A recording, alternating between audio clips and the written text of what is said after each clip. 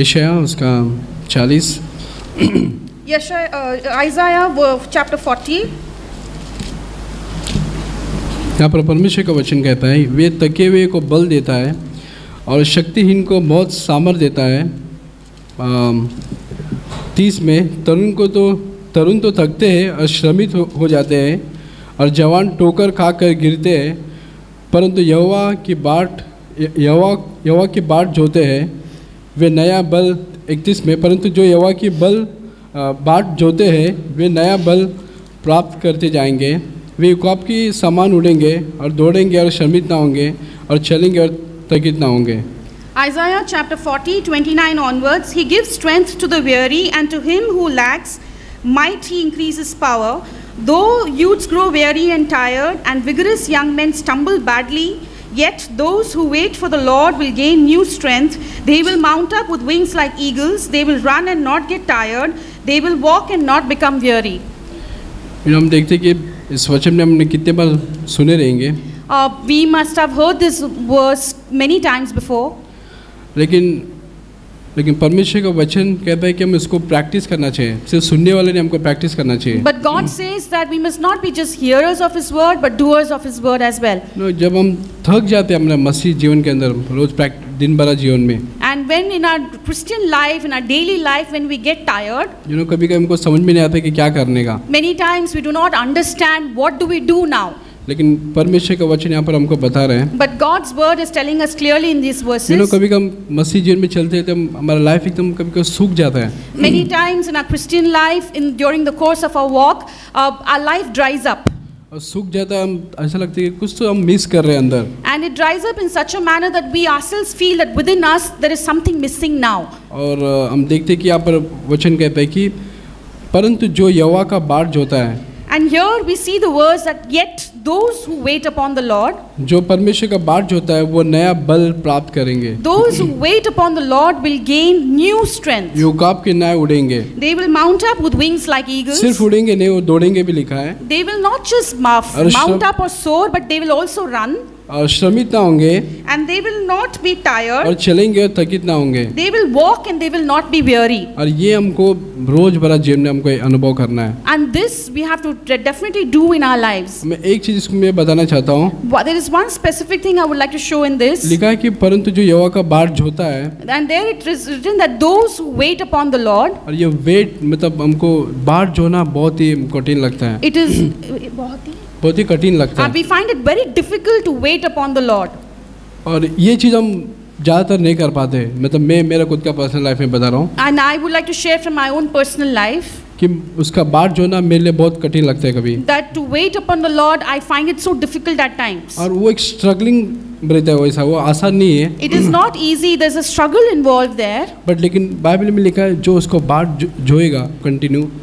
But as the word of God says that those who continuously learn to wait upon the Lord. जब हम कभी हम कुछ चीज़ face करते, समझो कभी फॉर एग्जांपल मैं अच्छे से सो रहा हूँ। For maybe that we are facing something in our lives. For example, say think that I'm sleeping very nicely. और कोई आके मुझे उठा रहा है रात के time. And in the night time somebody is coming and waking me up.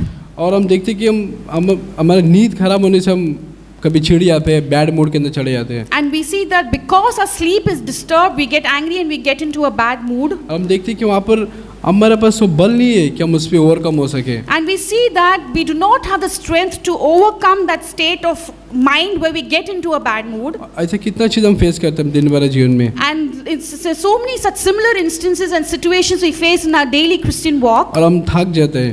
And we get tired. और कभी हम गिर जाते हैं उस चीज़ के अंदर। And many times we also fall in that situation. तो ये प्रभु मुझे सिखाना चाह रहे हैं कि उसका बाट जोने के लिए। And this is what the Lord is teaching me, that how it is necessary that we wait upon the Lord. हमको सीखना है कि उसके चरणों में बैठकर उसके वचन को सुनने के लिए। And we have to learn that we have to sit at the footstool of Christ and how we are supposed to hear His voice. ताकि हम उसका नया बल प्राप्त करें। That we may continuously keep on gaining His new strength. ये इस तरह से पिक्चर दिखा रहा है कि एक नया बल प्राप्त करना। देखो हम प्रेरित के काम में पढ़ोगे।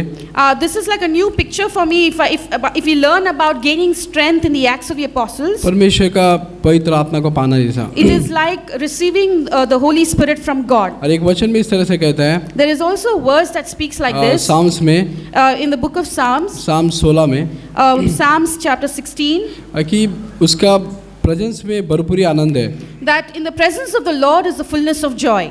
और वो आनंद हमारे लिए ताकत है। And that joy is the strength for us. ये में जब उसके बाद जो होते हैं, ये बल क्या है? So when we wait upon the Lord, the strength that we get, what is that strength? मैं हमेशा बल ये महसूस करता है कि उसका आनंद, I always experience that strength is the joy of the Lord. उसका पीस, उसका जॉय, उसका मैं जब मेरे अंदर रहता है तो मैं एक स्ट्रेंथ रहता है मुझे।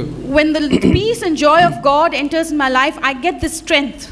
ताकि कोई भी कुछ भी कैसे भी परिस्थिति आए तो मैं उकाब की नहीं उड़ जाता हूँ। So that no matter what situation or challenges come my way, like as an eagle with wings, I would soar on that circumstance. तो ये चीज़ मैं सीख रहा हूँ लॉर्ड, कि मुझे सिखा कि परमेश्वर का बाट जोड़ने के लिए। And this is what I'm asking the Lord, praying to Him, saying, Lord, teach me how to wait upon the Lord. एक मैं वीडियो देखा था ईगल के ऊपर से। And I had seen a video on this bird eagle. So eagle जब वो बूढ़ा हो जाता है, an eagle when it grows old, और उस टाइम पे उसका पंख उड़ने जैसा नहीं रहता है। At that time its wings do not have that much strength to soar higher. उसका रीजन ये है कि उसका पंख एकदम हैवी हो जाता है उसको। The reason is because at that age the wings of the eagle becomes very heavy. लेकिन उसको एक नया स्ट्रेंथ पाने के लिए, so for the eagle in that state to get a new strength, उसको बहुत सारा तकलीफ से जाना पड़ता है। it has to go through many difficult moments. उसका जो नया स्ट्रेंथ आने के लिए, नया पंख आने के लिए, for the new strength, that is a new feathers for the eagle to come. तो वहाँ पर देखते हैं कि हम वो उस टाइम पे हमको बहुत तकलीफ हो जाता है उस टाइम पे। And we see that during that moment when the change is happening, there's a lot of difficult moment that's going through. But लेकिन उसका कंटिन्यू उस चीज में हम रहेंगे।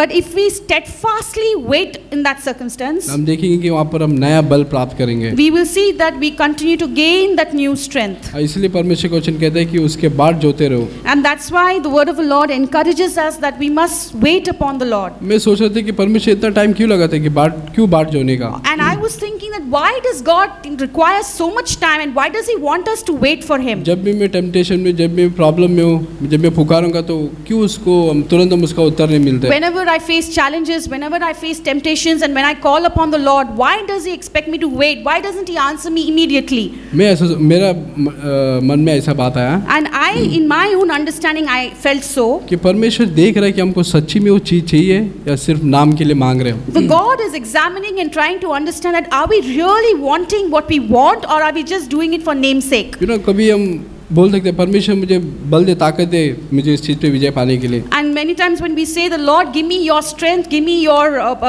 power to overcome this particular situation. लेकिन दूसरा साइड में हम उस चीज से हम एक प्यार भी रहता है कि यार मिला तो ठीक है, नहीं तो फिर हम उस चीज में डूब जाएंगे। But on the other side of it, we also have probably another thought that if at all God gives me this victory, if at all I overcome, then it's okay. But if it is not, anyways I'm getting some pleasure from this, so let me continue in this. तो इस तरह से हमारा attitude रहता है मन में। This is the kind of attitude we bear. लेकिन परमेश्वर देख रहा है कि हमारा हृदय वो किस तरह है, उसका हमारा मोटिव किस तरह है। But God is watching and examining the inner parts of our heart to see what our motive is. और एक मैं पीछे बताना चाहता हूँ इब्रानियों 5 में। And there is one more example I'd like to share as in Hebrews chapter 5. 5:7 में। Hebrews 5:7.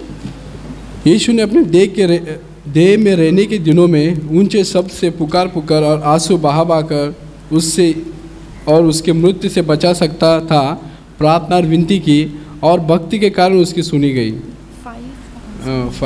इब्रानियों 5:7। Hebrews chapter 5 verse 7. In the days of his flesh he offered up both prayers and supplications with loud crying and tears to the one able to save him from death, and he was heard because of his piety. You know, हमको रोज एक नया strength चाहिए। Every day we need this new strength. Every day. Every day. और हम देखते हैं कि जिस तरह mobile for example, when we look at for example the mobile phone, हम एक बार चार्ज करते फिर खत्म हो गया, ऐसा नहीं है। When we charge the mobile phone, doesn't mean that it does not require recharging but again. हमको वापस इसको चार्ज करना पड़ता है। But we always have to recharge it again. इसलिए हमको लिखा है कि कंटिन्यू उसका सामर्थ्य हमको रोज प्रतिदिन। And this shows that every day continuously we need God's strength in our यहाँ lives. पर हम देखते हैं कि यीशु मसीह का स्ट्रेंथ नहीं था, लेकिन यीशु मसीह मांग रहा था कि देह के दिनों में शब्द में पुकार पुकार कर प्रार्थना कर रहा था। And here we see that Jesus Christ, in the days of his flesh, how he, through prayers and supplications with loud cryings, he called upon the Lord. और उसके कारण सुनी गई। And because of that, his prayers were heard. हम देखते हैं कि वो भी उस टाइम पे एक बाट जो रहा था। And we see that, as it is mentioned in scripture here, at that moment he was also waiting upon the Lord. और परमेश्वर हमको, मैं वही सीख रहा हूँ, परमेश्वर मुझे सिखा रहा है And this is what I'm trying to learn, and God is also कि teaching उसका me, बाट जोते रहे, that you must continue to wait upon the Lord, ताकि मैं उसका नया स्ट्रेंथ पाते रहूँ।